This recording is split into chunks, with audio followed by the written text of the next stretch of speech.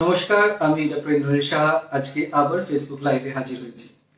আজকে আমরা যে বিষয়টাকে নিয়ে আলোচনা করব সেই বিষয় নিয়ে প্রচুর প্রশ্ন আপনাদের সামনে থাকে এবং এর অনেক উত্তর আপনারা ঠিকঠাক করে খুঁজে পান না, বা ডাক্তারবাবুর কাছে যখন আপনারা যান যা বলে হয়তো আপনারা বুঝতে পারেন না, এবং ইন্টারনেট দেখে যখন তাই উত্তরগুলো খোঁজার চেষ্টা করেন একদম ঘেটে ঘ হয়ে যাওয়ার মতো অবস্থা। হ্যাঁ, এই বিষয়টা হচ্ছে যে আইভিএফ করার আগে আমরা কিভাবে প্রস্তুতি নেব। আইভিএফ একটা পরীক্ষার মতো, একটা রেজাল্ট বেরোয় 10%, 20%, 30% সাকসেস রেট বলা হয়। তো আমরা জানি যে পরীক্ষার আগে যদি আমাদের প্রস্তুতি ভালো থাকে, আমরা যদি ভালোভাবে পড়াশোনা করি, সবকিছু প্রিপেয়ার করি, তাহলে আমাদের পরীক্ষার রেজাল্ট ভালো হবে। আর একদম ঠিক ভেবেছে যে আইভিএফ এর আগে যদি আমরা ভালোভাবে প্রস্তুতি নিই, তাহলে আমাদের আইভিএফ এর সাকসেস রেট ভালো হবে। এই প্রস্তুতি কিরকম? আমি বলে থাকি যে এই প্রস্তুতি 3 রকম ভাবে ভাগ করা যায়। একটা শারীরিক প্রস্তুতি, যেটা ডাক্তারবাবু আপনাকে বলবে। একটা মানসিক প্রস্তুতি, এইটা আপনি আপনার ঘনিষ্ঠ যারা আছেন আশেপাশে তাদের সাথে কথা বলে আপনাকে নিতে হবে, এবং এই মনের জোরটা সব থেকে আগে আপনিই বাড়াতে পারবেন। আর একটা হচ্ছে আর্থিক প্রস্তুতি, কারণ আইভিএফ একটা খরচা সাপেক্ষ ট্রিটমেন্ট, এবং এটা এখানেই শেষ নয়, তারপরে আবার আইভিএফ করতে হতে পারে, ফ্রোজেন এমব্রিও ট্রান্সফার হতে পারে, আইভিএফ এর কমপ্লিকেশনস হতে পারে। তো এটা আর্থিক প্রস্তুতি আমার থাকার দরকার। আজকে এই মানসিক এবং আর্থিক নিয়ে আমরা আলোচনা করব না, আমরা আলোচনা করব যে আমাদের শারীরিক প্রস্তুতি কিভাবে হবে। আমরা জানি যে আইভিএফ এ আমাদের দরকার হচ্ছে এগ, আমাদের দরকার হচ্ছে স্পার্ম, আর আমাদের দরকার হচ্ছে ইউট্রাস। যদি এগ, স্পার্ম এবং ইউট্রাস ঠিক ঠিক অবস্থায় থাকে তাহলে আইভিএফ এর সাকসেস রেট বাড়বে। এবং কি করে এইগুলো ঠিক অবস্থায় থাকতে হবে না, আইভিএফ এর আগে কিছু লাইফস্টাইল চেঞ্জ করতে হবে। আপনার ওজন ঠিক রাখতে হবে। যদি আপনি স্মোক করেন বা মদ্যপান করা হয় সেগুলোকে বন্ধ করতে হবে, এবং যদি কোনো রকম ওষুধ খান জানতে হবে সেই ওষুধগুলো আইভিএফ এর সময় নেওয়া সেফ কিনা, বা যদি প্রেগনেন্সি আসে এই ওষুধগুলো আপনারা কিরকম ভাবে পাল্টাবেন। যদি ব্লাড প্রেশারের ওষুধ, ব্লাড সুগারের ওষুধ, থাইরয়েডের ওষুধ, অন্য কোনো প্রবলেম যেমন রিউমাটয়েড আর্থারাইটিসের প্রবলেম বা আরো কিছু প্রবলেম, সেইগুলোকে আপনাদেরকে জানতে হবে। তারপরে যে প্রস্তুতিটা হয় সেটা হচ্ছে কাউন্সিলিং। যখন আপনাকে বলা হলো যে আপনার আইভিএফ লাগবে, প্রথমে আপনার যেটা দরকার জানা সেটা হচ্ছে কেন আইভিএফ লাগবে, কি প্রবলেম আপনার। ডিম্বাণুর প্রবলেম, ডিম্বাণুর সংখ্যা কমে যাচ্ছে কিনা, না শুক্রাণুর প্রবলেম, শুক্রাণুর গতিশীলতা বা সংখ্যা খুব কম, না ইউট্রাসের প্রবলেম, ইউট্রাসের মধ্যে কোনো ফাইব্রয়েড, পলিপ, এন্ডোমেট্রিওসিস, অ্যাডিনোমায়োসিস এইসব আছে কিনা, কেন আপনার আইভিএফ লাগছে। এরপরে হচ্ছে যে আইভিএফ করার মতো ঠিক ঠিক অবস্থায় আপনি আছেন কিনা, আপনার টিউব, আপনার জরায়ুর অবস্থা, আপনার শুক্রাণুর অবস্থা, এগুলো সব ঠিকঠাক আছে কিনা। তারপরে হচ্ছে যে কত খরচা হবে তার একটা এস্টিমেশন দেওয়া, কতটা সাকসেস রেট আপনার। আইভিএফ এ 40-50% সাকসেস রেট সবাই বলে, কিন্তু সেটা তো আপনার জন্য ঠিক নয়। আপনার বয়স, আপনার ডিমের সংখ্যা, আপনার হাজবেন্ডের শুক্রাণুর সংখ্যা, ইউট্রাসে অ্যাডিনোমায়োসিস থাকলে বা এন্ডোমেট্রিওসিস থাকলে এই সাকসেস রেট গুলো কমে। তাই জন্য আপনার সাকসেস রেট কি সেইটা আপনার জানা দরকার। কতদিন ছুটি নিতে হবে, কতবার আপনাকে স্ক্যানের জন্য আসতে হবে, যেদিনকে এগ পিক আপ হবে সেদিনকে আপনাকে কি প্রস্তুতি নিতে হবে, আপনার তারপরে কতদিন রেস্ট দরকার, এমব্রিও ট্রান্সফার করার পরে কি রেস্টে থাকতে হবে না থাকতে হবে না, এই সব প্রশ্নগুলোকে নিয়ে আপনাকে হিসেব করতে হবে। কারণ হঠাৎ করে তো আপনি অফিস থেকে ছুটি নিতে পারেন না, বাড়িতে তো হঠাৎ করে সাহায্যের লোক আপনি পেয়ে যাবেন না। তো সবকিছু জেনে শুনে তারপরে আপনি আইভিএফ শুরু করুন। তবে যেটা বলা হয় যে আইভিএফ এর সময় ছুটি নেবার কোনো দরকার নেই।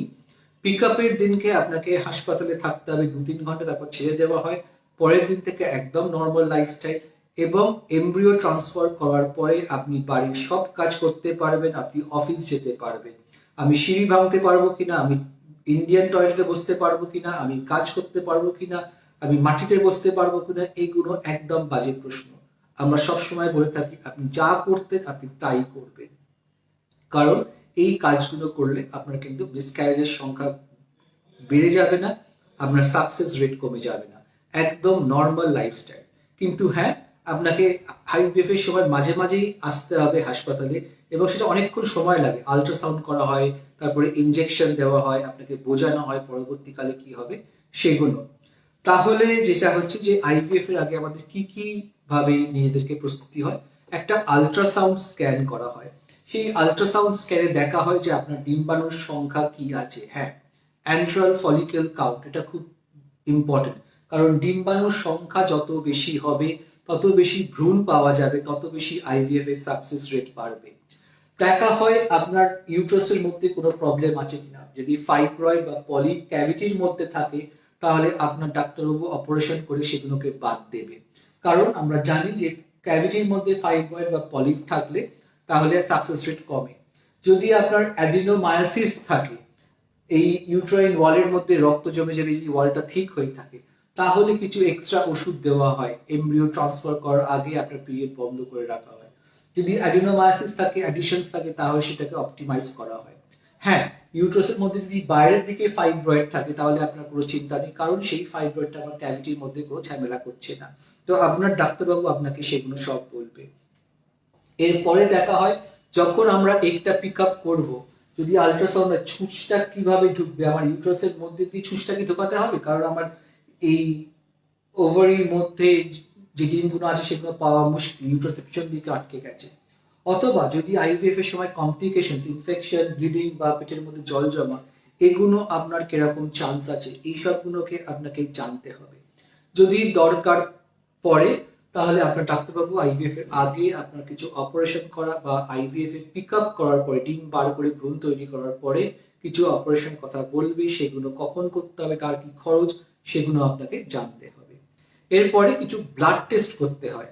সেই ব্লাড টেস্টগুলো কি না, আপনার মহিলাদের এএমএইচ লেভেল দেখা হয়, অ্যান্টি মুলারিয়ান হরমোন, পিরিয়ডের যে কোনো সময় করা যায়। আপনার এই ডিমের সংখ্যা কি আছে অ্যান্টি মুলারিয়ান হরমোন দিয়ে আমরা তা বুঝতে পারি। হিমোগ্লোবিন দেখা হয়, যদি হিমোগ্লোবিন কম থাকে আয়রন ট্যাবলেট দিয়ে তারপরে আইভিএফ করা হয়। কম হিমোগ্লোবিনে আমরা অজ্ঞান করতে চাই না, এবং যখন একটা পিক আপ করা হয় তখন আপনাকে অজ্ঞান করা হয়, সেটা 15 মিনিটের জন্য হলেও আপনাকে অজ্ঞান করা হচ্ছে। থাইরয়েড লেভেল দেখা হয়, টিএসএইচ লেভেল 2.5 বা 3 কমে থাকতে হয়, যদি না থাকে আপনাকে থাইরয়েডের ওষুধ দেওয়া হবে। যদি আপনি অলরেডি ওষুধ খান সেই ওষুধের ডোজটা বাড়ানো কমানো হবে। এরপরে দেখা হয় যে প্রোল্যাকটিন হরমোন বেশি আছে কিনা, প্রোল্যাকটিন বেশি থাকলে সেটা নর্মাল লেভেলে আনতে হয়, না হলে মিসক্যারেজের চান্স বাড়তে পারে। রুবেলার ইমিউনিটি আছে কিনা, যদি না থাকে তাহলে তার জন্য ভ্যাকসিন দিতে হয়। থ্যালাসেমিয়া আছে কিনা দেখে নেওয়া হয়। আপনার সেরোলজি টেস্ট করা হয়, হাজবেন্ড ওয়াইফের এইচআইভি, হেপাটাইটিস বি, সি, এগুলোকে চেক করে নেওয়া হয়। এবং যদি কোনো রকম ইনফেকশন পজিটিভ হয় তাহলে আমাদের প্রিকশনস নিতে হবে, এবং আমাদের দেখতে হবে যে এই এইচআইভি বা হেপাটাইটিস বি বা সি পজিটিভ হওয়ার জন্য বাচ্চা কিভাবে এফেক্টেড হতে পারে, এবং সেই ভাইরাল লোড কাউন্ট বা এইসবগুলো অপটিমাইজ করে তবেই আইভিএফ করা হবে। আইভিএফ যখন চলে তখন ইনজেকশন নিতে হয়, সেই ইনজেকশন আপনাকে বুঝিয়ে দেওয়া হবে, এবং এই ইনজেকশন নেওয়ার কমপ্লিকেশন কি সেগুলো আপনাকে জানিয়ে দেওয়া হবে। তো আপনার ডাক্তারবাবু আপনাকে প্রোটোকল বলে দেবে, এবং সেইভাবে আপনার প্রস্তুতি নেওয়া দরকার। যদি আপনার পলিসিস্টিক ওভারি থাকে তাহলে আইভিএফ এর আগের মাসে আমরা মেটফর্মিন জাতীয় ওষুধ দিই, অনেক সময় কন্ট্রাসেপটিভ পিলস দিই সাইকেল রেগুলার করার জন্য, এবং সেই ক্ষেত্রে আপনাকে বলা হবে যে আইভিএফ এর আগে কি ব্যবস্থা নিতে হবে। এন্ডোমেট্রিওসিস থাকলে অনেক সময় আমরা পিরিয়ড বন্ধ রেখে আইভিএফ করি, সেটাও আপনার ডাক্তারবাবু আপনাকে বলবে, এবং কি প্রোটোকল করলে আপনার আইভিএফ এর সাকসেস রেট বাড়বে সেগুলো জানানো হবে। যদি ছেলেদের শুক্রাণুর সংখ্যা কম থাকে, অথবা যদি শুক্রাণু না থাকে, অন্ডকোষ থেকে আমাদের শুক্রাণু বার করতে হয়, যাকে টিজি বলে, সেই পদ্ধতিগুলো আপনাদেরকে বুঝিয়ে দেওয়া হবে। ইউজুয়ালি আইভিএফ এর আগে আমরা 7 স্যাম্পল ফ্রিজ করে রাখি। তার কারণ হচ্ছে অনেকেই পিক আপের দিন 7 স্যাম্পল দিতে পারেন না, স্ট্রেসের জন্যই হোক বা কোনো কারণে হোক। যদি ডিম বেরিয়ে যায় তারপরে যদি আমরা শুক্রাণু না পাই, আইদার সব ডিম ফ্রিজ করতে হবে, ফ্রোজেন এগের সাকসেস রেট কম, অথবা সব ডিম নষ্ট হবে, অথবা ডোনার স্পাম ব্যবহার করতে হবে। এই গুণ থেকে বাঁচানোর জন্যই আমরা 7 স্যাম্পল ফ্রিজ করে রাখি। যদি দিনের দিন হাজবেন্ড সেমেন দিতে না পারে, তাহলে এই ফ্রোজেন স্যাম্পলগুলো দিয়ে আমরা আইভিএফ করি। আমার স্যাম্পল নষ্ট, আমার ডিম নষ্ট হবে না, আমি ঠিক সময় শুক্রাণু পাবো। তবে সব স্যাম্পল ফ্রিজ করা যাবে কিনা সেটা আপনার এমব্রিওলজিস্ট যে আছে সে আপনাকে জানিয়ে দেবে।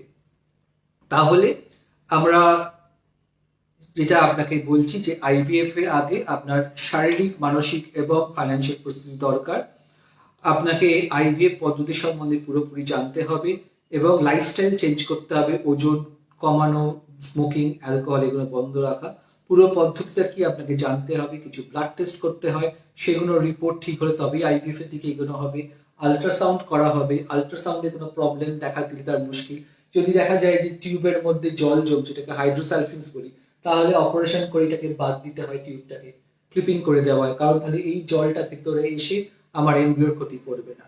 কিন্তু এত সব করার পরেও আইভিএফ এর সাকসেস রেট 30-40% নয় বেশি, এবং বয়স, ডিমের সংখ্যা, শুক্রাণুর সংখ্যার মধ্যে যে তারতম্য ঘটেই সাকসেস রেট কমতে পারে।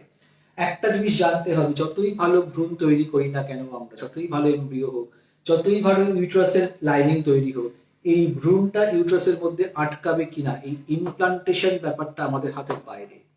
তাই জন্য ভালো ডিম, ভালো শুক্রাণু, ভালো ভ্রূণ তৈরি হলো, ইউট্রাসের লাইনিংও খুব ভালো হলো, তবুও কিন্তু আমাদের সাকসেস রেট একটা জায়গায় আটকে যাচ্ছে।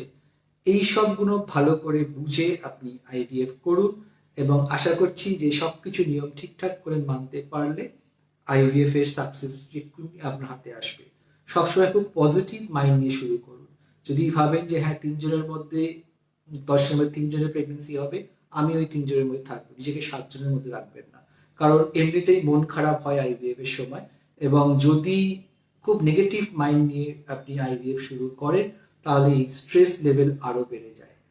আশা করছি আপনারা ভালো থাকবেন, সুস্থ থাকবেন। যদি কোনো প্রশ্ন থাকে আমাদেরকে লিখে জানান, আমরা আপনাদের সব প্রশ্নের উত্তর দেব।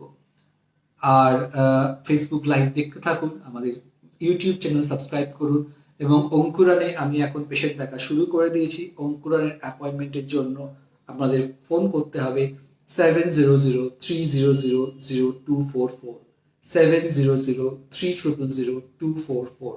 অঙ্কুরানে আপনাদের সামনে আবার আমাদের দেখা হবে। নমস্কার, ভালো থাকবেন।